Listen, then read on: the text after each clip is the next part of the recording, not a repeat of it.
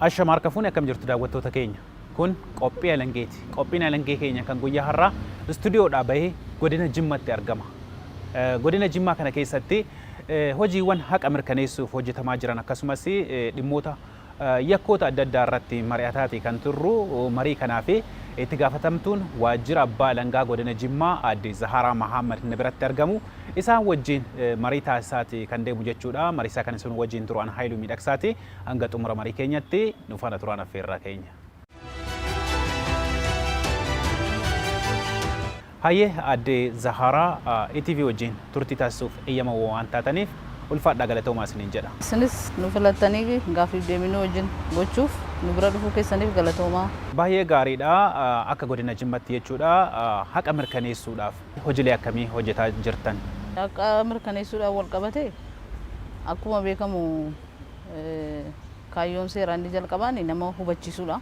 Akka namni waa beeku maaltu seeraan eegamamaa maaltu seeraan dhorkama kan jedhu san namni adda baasee akka hubatuuf hubannoo uumuudha.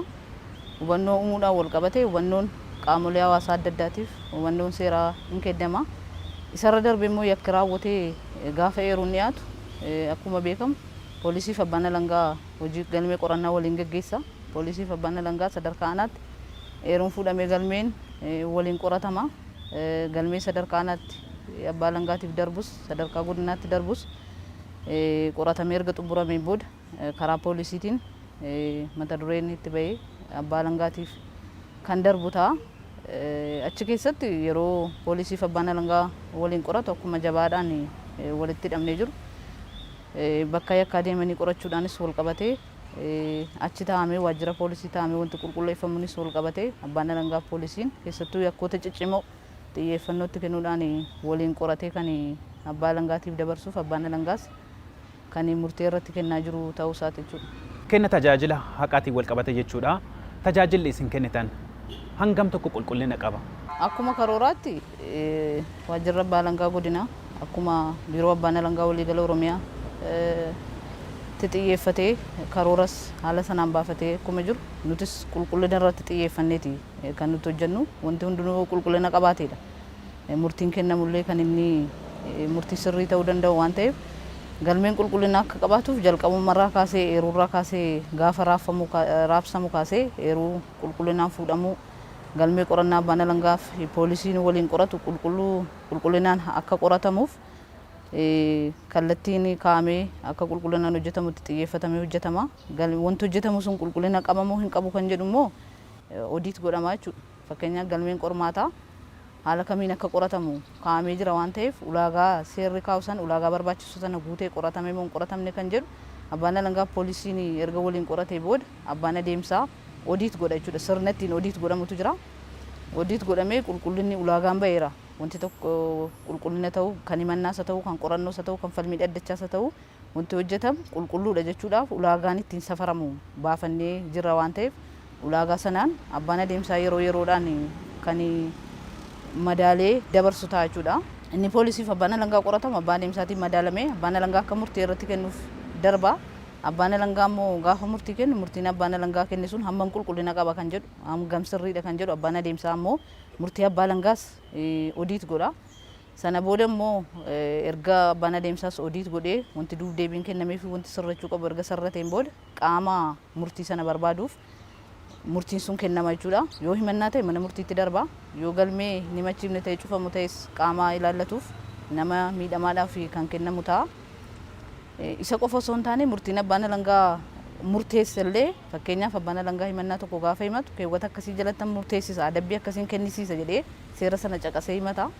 Seera sana caqasee gaafa himatu mana murtii ga'e immoo haalli inni itti adabbiin kennamuu dhiisuu bilisatti ba'uu yookiin immoo hanga abbaan alangaa nama murteessisa jedhee gaditti yeroo inni itti murtaa'u jira waan ta'eef inni akkasiillee sakatta'insaan booda irra deebi'amee hanqina eenyuutiin rakkoo eenyuutiin akka murtiin abbaan alangaa sila murteesse sun argamuu yookiin kennamuu akka dhabe karaa mana murtiitiin ta'uu karaa abbaa alangaatiin ta'uu siluma galmee qormaataa irratti sirnaan qoratamuu dhabuu ta'uusaa adda ba'ee namni hojjetellee fakkeenyaaf abbootiin alangaa hojjetanillee haala irraa barachuu danda'anuuf deebiin sun immoo kennamaafi jechuudha. Gareetu hundaa garee sanatu qorata.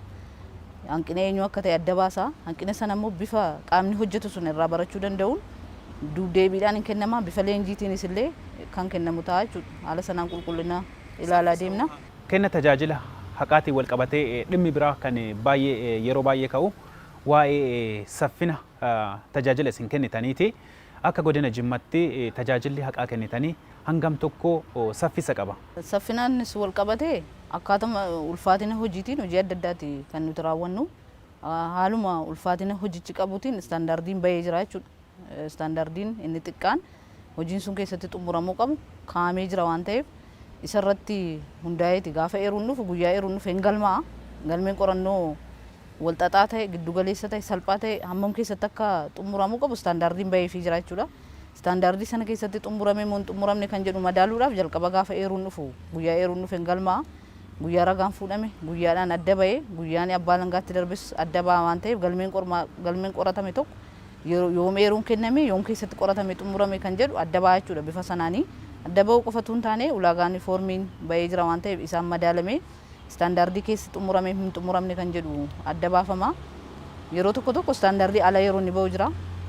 Gara caalu garuu istaandaardiidhuma keessatti kan raawwatamu sababoota adda addaatiif fakkeenyaaf ragaa adda addaa eeguudhaan ragaa mana yaalaa fa'aa namni miidhamee dafee fayyuu ta'e waan akkasii eeguudhaan yeroo namni shakkame sun yeroo badee ta'e miliqe ta'e ragaan illee yeroo dhabame ragaan bakka sila jirurraa yoo miliqe ta'e yeroo inni istaandaardiidha ala ba'u jira.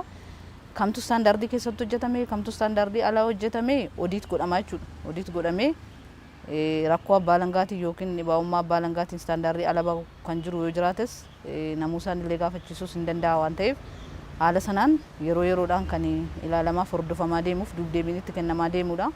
Hojiin keenya baay'een istaandaardiidhaa olii darbee rakkoo adda addaatiin istaandaardii ala kan ba'es kan jiru ta'uu isaati jechuudha.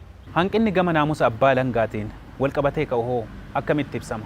Naamusa abbaa alangaatiin wal qabatee namni dhimma naamusaa irratti hojjetu addatti inspeekshiniin sadarkaa godinaattis muudamee kan irra hojjetudha.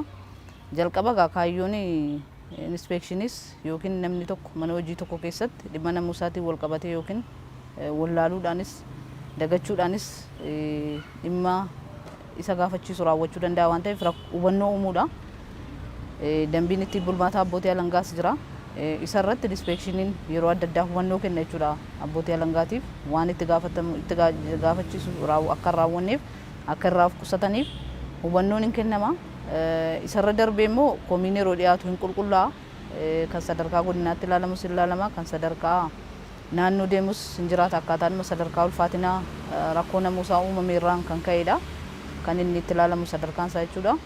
Egaa rakkoo naamusaatiin wal qabatee akka godina keenyaatti rakkoon baay'een agas maraa akka koomiittis hawaasni kaasee tanii ta'e akka abbaa alangaatti hin jiru. Rakkoon jiru tokko yeroo hojii dabarsuudha. Yeroo hojii dabarsuun rakkoo naamusaati. Naamusaanis kan gaafachiisudha. Ittiin bulmaata abbootiin alangaas hin gaafachiisa. Yeroo tokko immoo abbaan dhimmaa sirnaan dhaggeeffatanii xumuranii ka'anii abbaan dhimmaatiif deebii gahaa ta'e kennu. Deebiin abbaan dhimmaa nu bira dhufu waan hunda wanti inni eegee dhufu waan inni yaadee dhufu akkanaaf isaaf raawwatamu barbaada waan ta'eef yeroo tokko ija seeraatiin immoo wanti inni yaadee dhufu akka seeraatiin wanti raawwatamuuf hin dandeenye wanti seerri daangessuus jiraachuu hin danda'a waan ta'eef hubachiisanii amansiisanii abbaa dhimmaa sana geggeessuu irratti rakkoon xiqqoon kan jiru abbaa dhimmaa ifachuudhaan wal qabatee yoo ta'e malee rakkoon naamusaa bal'aan hin jiru. Hojiirraa fuudhaa wal qabatee namni miindaan irraa murames namni naamusaan himatames namni hojiirraa gaggeeffames hin jira. Rakkoo biraa loogii biraatiin wal qabatee akka godina keenyaatti wanti adda bahee irratti qulqullaa'ee wanta akka eeruuttis nu dhiyaate kan hin jirre ta'uu isaati jechuudha. Dhimmoota hariiroo hawaasaatiin wal qabateeti dantaa ummataa fi mootummaa mirkaneessuudhaa fi hojiilee akkamii hojjetaa jirtan? Dhimmoota hariiroo hawaasaa dantaa ummataa fi mootummaa kabachiisuudhaan wal qabatee dhimmi kun yeroo dhiyoodha gama keenyatti dhufuuni. Garuu hojii guddaadha kan hojjetame galmee baay'eedha kan nuti hojjenne. Dhimmi hariiroo hawaasaa dantaa ummataa mootummaa tokko mootummaatu himata. Mootummaan qabeenyi isaa qisaasamee sababa adda addaatiin alatti hafee yookiin seeraan ala qabamee jedhee kan himatamu jira lafas ta'uu danda'a.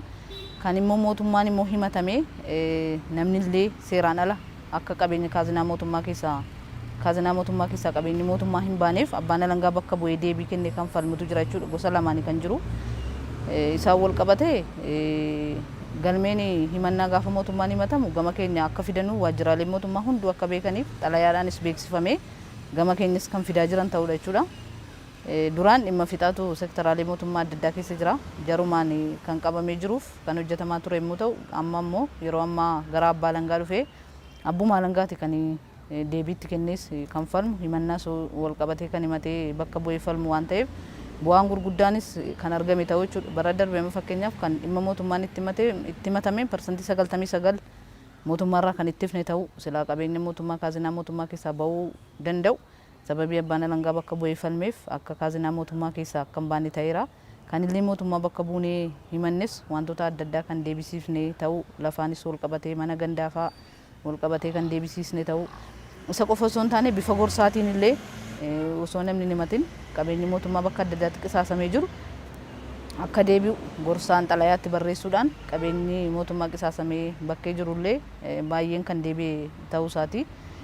Dhimma uummataa mootummaa qofarraa osoo hin taane dhimma hariiroo hawaasaa namoota harka qalleeyyii illee namoota mana murtiitti deemanii falmachuudhaaf tokko dandeettii seeraan qabanu kan biraan immoo qarshii abukaatoo yookiin ogeessa seeraatti hin bitatanu kan hin qabnes abukaatoo wajjiniinis illee abukaatoon akka bakka bu'ee yeroo isaa keessatti sa'aatii 50 kennuuf waggaatti tajaajiluuf dirqama qaba waan ta'eef abukaatootti qajeelu abukaatootti qajeelchinee abukaatoon akka inni tolaan falmu godhaafii turre.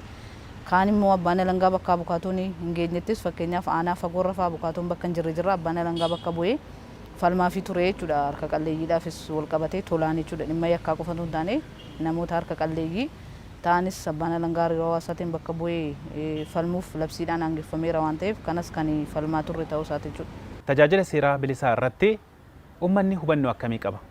Uummanni hubannoo qabaachuudhaan wal qabatee akka uummanni hubannoo qabaatuuf qaamolee naannoo sanatti hojjetan fakkeenyaaf naannoo namoota saaxilamoota irratti qaamoleen hojjetan jiru. Dhimma dubartii hawaasummaa jaraan wal qabatee akka tajaajilli seeraa bilisa karaa abbaa alangaatiin kennamullee karaa abbaa alangaatiin akka hoogganamullee abukaatos dabalannee wanti nuti sanada wal hubannaa waliin mallatteeffamee ittiin hojjetamaa ture 2014 kaasee ittiin hojjetamaa tureera. Hawaasni hamma dakaatti hunduu hubateera hunduu intini isaa qabaachuu irratti shakkiin qaba maaliif jennaan namni haqa barbaadu yookiin namni tolaan tajaajila seeraa bilisa ulaagaa barbaachisu guutu hin dhabamu.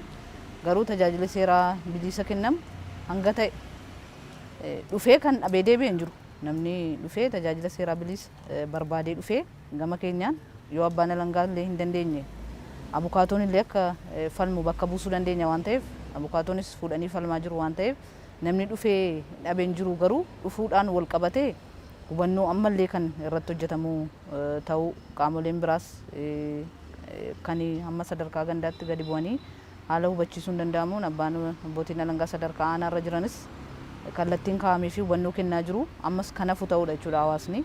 Kanaaf beekee gama keenya yoo dhufe namoota ulaagaa guutan harka qalleeyyii ulaagaa maalii akka ta'e adda bahee jira waan ta'eef nama sanaaf abbaan alangaas bakka bu'ee falma abukaatoonis akka falmu abbaan alangaa bakka buusa waan ta'eef hubannoon dhaan wal qabatee hanga ta'e jira jalqabameera. Guutummaa guutuutti hunduu beekuu dhiisuu danda'a waan ta'eef ganaa hojii kan barbaadu ta'uu isaati jechuudha. Naannoo Oromiyaa keessatti iddoowwan godaansa seeraan alaatti baay'atu keessaa tokko godina keessan godina Jimmaati. Maddi rakkoo kanaa maalidha? Ittisuu fi to'achuu gubbatti maal hojjetaa jirtanii? Godina keenyatti godaansa seeraan alaatiin wal qabatee dhuguma namni baay'een kan bahus hin jira. Yeroo deebi'us namoonni lakkoofsa baay'ee qabu godina keenya hin jira waan ta'eef rakkoo godaansa seeraan alaatiif godinni keenya saaxilamaadha. Hin beekama biiroonis hin beekaa qaamoleen adda addaa hojjetanus xiyyeeffannoo itti kennanii akka godina keenyaatti hin hojjetu. Akka abbaa alangaattis rakkoon isaa tokko akka intiniitti riisarchiitti qorannee yookiin akka qo'annootti qorannee yoo intiniin taaneyyuu tokko rakkoo jireenyaati. Jireenyaan wal qabatee hojii dhabdummaadhaan wal qabatee inni kan biraa hubannoo dhabuudhaan wal qabatee seeraan ala bahuun hammam akka nama miidhu hubannoo dhabuudhaanis wal qabatee kan uumamu hin jira. Inni biraa namoota godaansa seeraan alaatiin nama saaxilan sanarratti illee tarkaanfiin gara seeraatiin fudhatamu haalli itti yakkichi raawwatamus haala wal xaxaa fi qorannoo qorannatanii baasuudhaafis ulfaataa waan ta'eef namoota akkasii irratti tarkaanfiin haala barbaadamuun fudhatamaa waan hin jirreef namnis beekuu dhiisuu danda'a waan ta'eef kanarraayis ka'uu danda'a. Kana jenneeti kan tilmaamu kan godaansa seeraan alaatiif tokko hubannoo dhabu inni kan biraa jireenya rakkoo jiruu fi jireenya kun fooyyeffadha jechuudhaaf deemuu hojii dhabdummaa. Inni kan biraa namoota yakka kana raawwatan irratti illee tarkaanfii fudhachuudhaanis wal qabatee dhimmichi wal xaxaaf antanii waan ta'eef haala barbaadamu fudhatamuu dhabuudhaanis wal qabateeti. Nuti akka keenyaatti irra gara caalu ittisuu irratti kan nuti xiyyeeffannu. Hubannoo uumuudhaan wal qabatee qaamoleen adda durummaadhaan dhimma kana irratti hojjetan jiru jechuudha. Qaamoleen seektarri mootummaa hawaasummaan jira. Naannoo waajjira barnootaas fookaal persaniin seektar hundayyuu bakka bu'ee jira waan ta'eef fookaal persanii sana keessaa immoo namoota adda durummaadhaan irratti hojjetan wajjin karoorfanna, wajjin hojii gamaggamna, ilaalla. Namoonni akka hin saaxilamneef hubannoo uumuudha gara caalu kan nuti hojjennu. Tokko rakkoo inni geessisaa jiru uummatatti agarsiisuu ibsuudhaan rakkoo akkamii namni meeqa akka miidhamaa jiru haala hubannootiin kan kennamu. Hawaasummaanis irratti hojjeta, gama keenyaanis nutis irratti hojjenna. Namoota illee yakka kana keessatti hirmaatanii namoonni akka dhimma kanaaf saaxilaman godhan irratti illee tarkaanfii seeraa akka fudhatamuu danda'uu fi seeraan illee akka nama gaafachiisu, seeraan illee akka dhorkaa ta'e labsii sana irratti barreeffama qopheessuudhaan sadarkaa gandaatti, sadarkaa aanaatti gadi bu'amee hubannoon seeraa kan kennamaa jiru ta'uudha. Inni biraa jara deebi'anii dhaabuudhaanis wal qabatee xiyyeeffannootti kennanii deebisanii dhaabuudhaanis wal qabatee kan adda durummaadhaan irra hojjetu hawaasummaadha.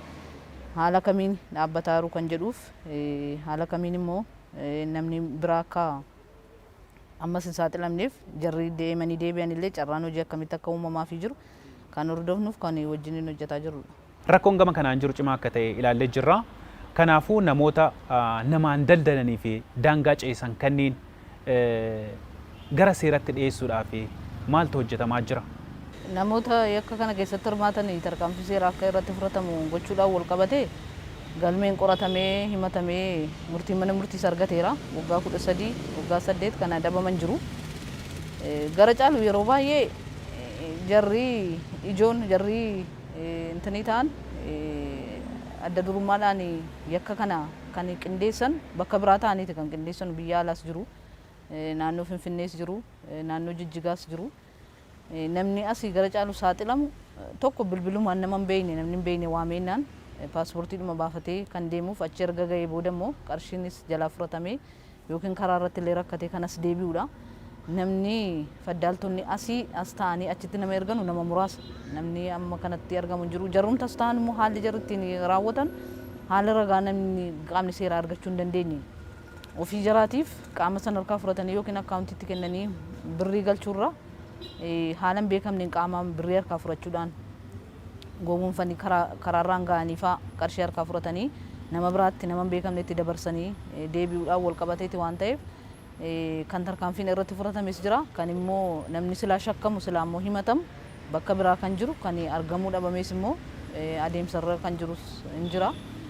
Galmeen tokko kan murtee argateera, galmeen kaan immoo kan adeemsarra jiru jira jechuudha. Yakkoonni dubartootaa fi daa'imman irra gaanis bal'aa akka ta'e qorannoowwan adda addaa ni agarsiisa. Keessayyuu gudeeddaa fi miidhaa qaamaatiin wal qabate jechuudha. Kanaafuu yakka kana ittisuudhaa fi akkasumas to'achuudhaa fi akka waajjira abbaa alangaatti maal hojjetaa jirtu? Yakkootni dubartootaaf daa'imman irratti akka godina keenyaatti raawwatamu hin jira. Gudeeddiidhaanis wal qabatee hedduutu jira jechuudha. Gudeeddiidhaan namoonni tarkaanfiin irratti fudhatame namoonni itti murtaa'e daa'imman irratti ijoollee waggaa 13 gadi irratti kan akka gudeeddii raawwatanii himatamanii adabaman baay'eetu jira. Dirqisiisaniis ijoollee xixiqqoo amansiisaniis hin jira. Ajjechaa haala manaatiinis wal qabatee yakka raawwatu hin jira. Miidhaa qaamaa mana keessaatiinis illee wal qabatee gudeeddii middisaan illee wal qabatee ijoollee saala wal fakkaatu dhiirri gudeeduudhaan ijoollee daa'ima gudeeduudhaan wal qabatee hin jira waan ta'eef kan baay'een isaa tarkaanfiin seeraatti fudhatama. Yeroo baay'ee mana murtiittis yeroo dhiyaatu kan amanus hin jira. Ragaa qabatamaadhaanis ragaa mana yaalaatiin deeggaramas waan ta'eef tarkaanfiin seeraa irratti fudhatamu baay'ee kan irratti fudhatamaa jirudha. Darbee qofa yeroo tokko yeroo namni badu jira. Namni shakkame sun yeroo akkasiirraa kanaaf namni shakkame yeroo qabamutti namni qaamni hundu xiyyeeffannootti kennee manni murtiis xiyyeeffannoo dursa kennee fi hojjeta waan ta'eef galmee baay'ee irratti tarkaanfiin kan fudhatame adabbiin barsiisaan baay'een kan jiru ta'uudha jechuudha. Naannoo waggaa 14 hanga waggaa 6 jira kan jiru ta'uu isaati jechuudha. Yakkoonni diinagdee irratti raawwataman akkamitti ibsamu? Gama diinagdeetiin yakkoonni raawwataman tokko yakka kontiroobaandiitiin wal qabateeti. Yakka kontiroobaandiitiin wal qabatee godinni keenya akkuma beekamu bunaan beekamti. Yeroo baay'ee kan akka kontiroobaandiittis qabamu bunaa jechuudha. Seeraan ala osoo bahu kan qabamu osoo gara biraa deemu ulaagaatti illee guuttatee deemu qaba waan ta'eef sanaan wal qabatee kan qabamu sin jira. Godina keenya darbees godina biraa keessattis kan qabamu hin jira waan ta'eef yakka diinagdeetiin wal qabatees akka waajjira keenyaatti xiyyeeffannoon itti kennamee haala addaatiin adeemsa addaallee ta'e addatti akka hordofamaa jiruuf irratti hojjetamaa jirudha. Rakkoon gama kanaan jiru tokko yeroo qabaman dhiisanii baduu nama shakkamaan qabuudhaan wal qabatee shakkamaan yeroo inni badu hin jira. Mana murtiitti immoo erga dhiyaateen booda yeroo tokko mirga wabiitiin bu'uurarraa mirga wabii daldalli seeraan alaa wanti dhorku hin jiru waan ta'eef haala addaatiin yoo ta'e malee mirga wabiitiinis yeroo namni bahee badu hin jira. Maalumaafuu qabeenyi qabame mootummaadhaaf galii ta'a waan ta'eef tarkaanfiin immoo warra hanga dhumaatti deemeef tarkaanfiin seeraas irratti kan fudhatamaa jiru ta'uu isaati jechuudha. Kan biraa dhimma taaksii gibira mootummaatiin wal qabateeti. Innis qaamolee qindoominaa waliin hojjechuu gaafata. Qaamolee qindoominaa wajjiniinis mari'atame galii wajjiniis waajjira galii wajjin galiin federaalaas asii qabu waajjira qabu jara wajjiniin illee mari'annee kan itti deemamaa jiruu fi garuu haala barbaadameen keessattuu taaksiidhaan wal qabatee hanqinni kan jiru ta'uu nuyyuu yeroo marii keessatti kan ilaallee fi kan irratti akka hojjechuu qabnu poolisii wajjiniin waajjira galii wajjin galii federaalaaf naannoo wajjiniin naannoo osoo hin taane kan godina Jimmaa wajjin mari'annee kallattii kaa'annee itti adeemaa kan jiru waan ta'eef hojii gara fuulduraatti xiyyeeffannoodhaan irratti hojjennu ta'uu isaati jechuudha. Inni biraa dhimma ragaa sobaati. Ragaa sobaatiin namni nama qulqulluu yakkamaa taasisaa yakkamaa ammoo qulqulluu taasisaa. Rakkoon kun hangam tokko bal'aadha. Kanaan wal qabateeti manneen murtii aadaa Oromiyaa keessatti hojii erga jalqabanii amma bubbuudanii jiru. Tajaajilli mana murtii aadaa kunniin rakkoo gama ragaa sobaatiin jiru hangam tokko furanii jiru wanta jedhullee itti daballee haa ilaallu.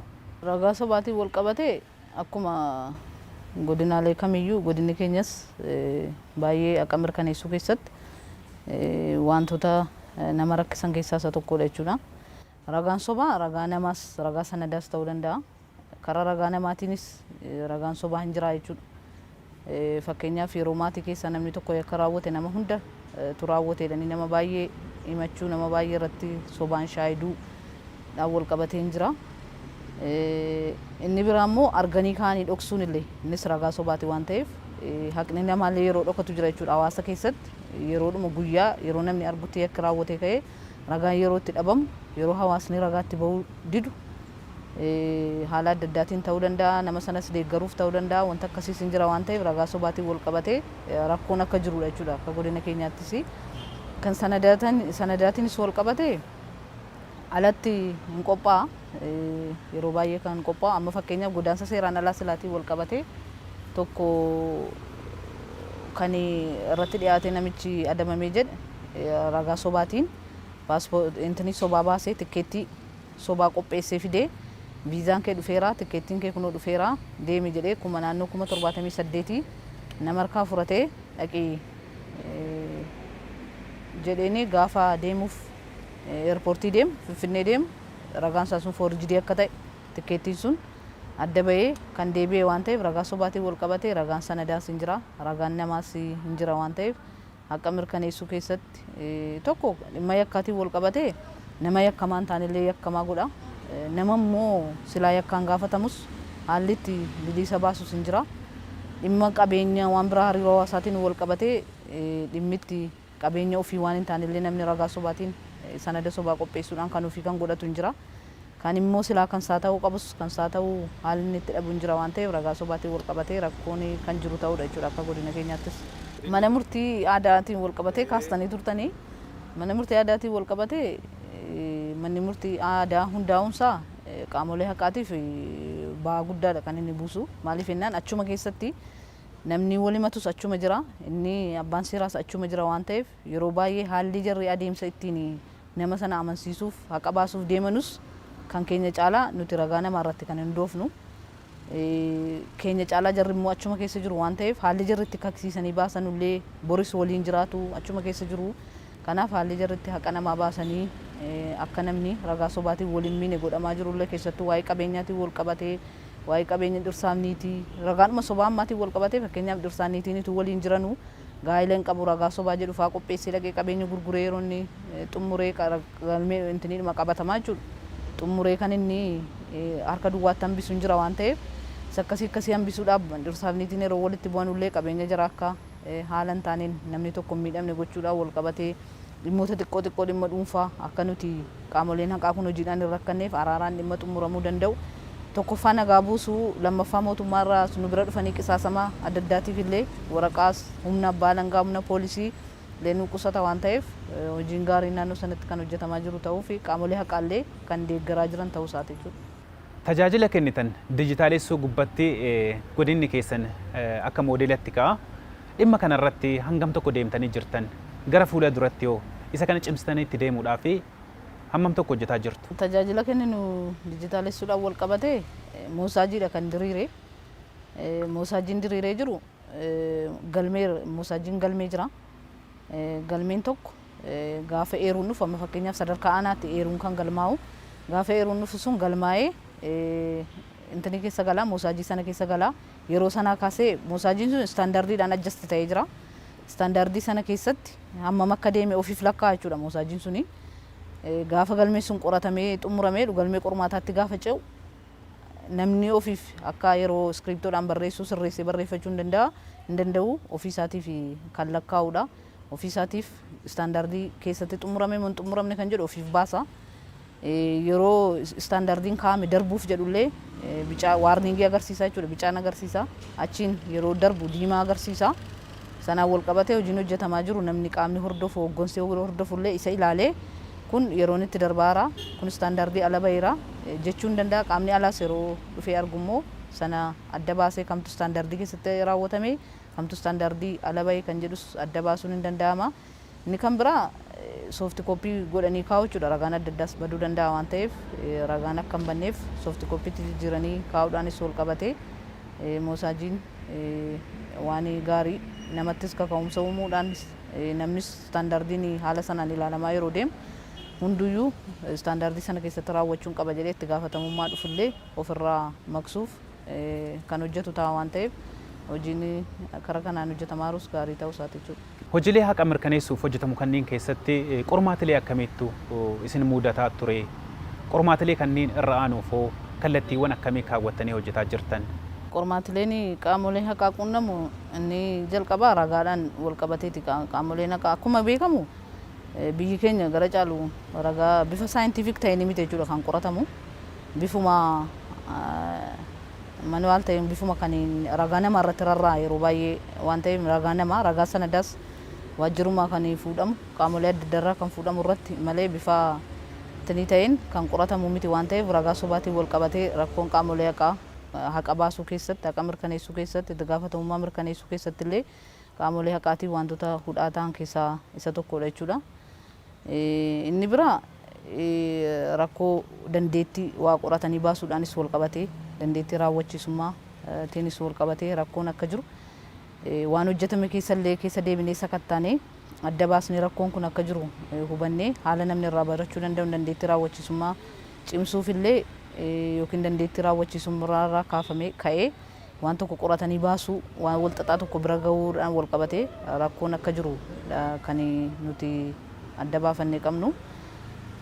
Inni kan biraa rakkoo humna namaatiinis wal qabatee ogeessi seeraa haala barbaadamuun akka ulfaatina hojii jiruu fi baay'ina hojii jiruutiin iddoo hundatti gahaa ta'uu dhabuunis akka rakkootti kan jiru ta'uu isaati jechuudha. Ragaa sobaatiin wal qabatee qaamolee adda addaatiif hubannoo kennuudhaan namoota ragaa kennan ragaa mana yaalaatii kan kennamu jira, seektaraalee mootummaatii ragaan kennamu jira.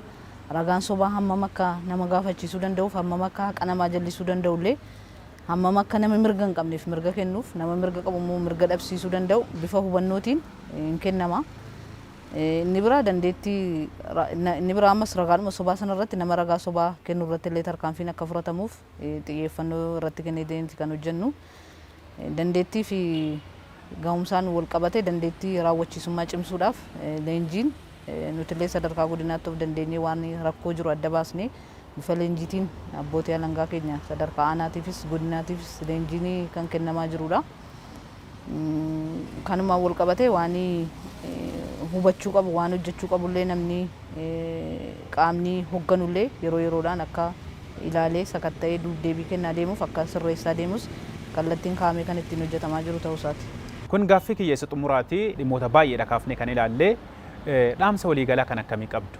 Wantoota dhimmoota hariiroo hawaasaa dantaa uummataa mootummaa kabachiisuudhaan wal qabatee seektaraalee mootummaa keessattuu akka godina keenyaatti baay'een kan hin jirre himachuu mootummaa bakka bu'anii himachuudhaan wal qabatee galmee baay'ee hin qabnu waan ta'eef seektaraalee mootummaallee kana beekanii mootummaa abbaan alangaa mootummaadhaaf akka himata dhiyeessuu danda'u yookiin akka himata dhiyeessuuf labsiin hangeeffame beekanii gama keenya dhufanii akka qabeenyi mootummaa qisaasamillee yoo jiraate akka deebi'uuf akka himatamnaan gamuma keenya dhufa rakkoon hin jiru gama sanaan mootummaan himatamnaan gamuu keenya dhufa mootummaa bakka buunee himachuudhaan wal qabatee seektaraalee mootummaallee sakatta'anii wantoota mootummaa bakka buunee himachuu danda'an osoo nu dhiyeessanii inni kan biraa tajaajila seeraan bilisa tolaan kennamuunis wal qabatee namni hubannoo horatee qaamni irratti hojjetus qaamolee saaxilamoo irratti hojjetus nu deeggaree hubannoo kenneedha. Inni kan biraa hawaasni bal'aan immoo haqa baasuu keessatti hawaasa bal'aadha. Hojii hawaasni bal'aan hojjetudha murteessaan waan ta'eef tokko ragaa ba'uu irratti hawaasni nu deeggaruu qaba. Ragaan sobaa kan intini ta'u sobaan dhufanii shaayiduu ragaa ba'uu qofatu hin taane wantoota biratti hojjetame illee dhoskuunis haqa namaa jallisa waan ta'eef hawaasni ragaa ba'uudhaan akka nu bira dhaabbatu akka nu deeggaru ragaa sobaallee warri irratti hojjetan illee warri ragaa sobaa uummata keessaa ba'anis akka irraa of qusatan hin jedha kanuma galatooma. Itti gaafatamtuu waajjira abbaa alangaa godina Jimmaa aadde Zaharaa Mahammad ETV wajjin turtii waan taasiftaniif ulfaadhaa galatoomaa isiniin jedha. Isinis turtii wajjin gochuuf dhuftaniif ulfaadhaa galatoomaan jedha. Hayyee daawwattoota keenya qophiin alangee istuudiyoodhaa baanee godina Jimmaatti taasifne kanuma hanga ammaa ture mariisaa kan isin wajjin ture an Haayiluu Miidhagsaati. Marii biraatiin hanga walitti deebinutti turtii gaarii.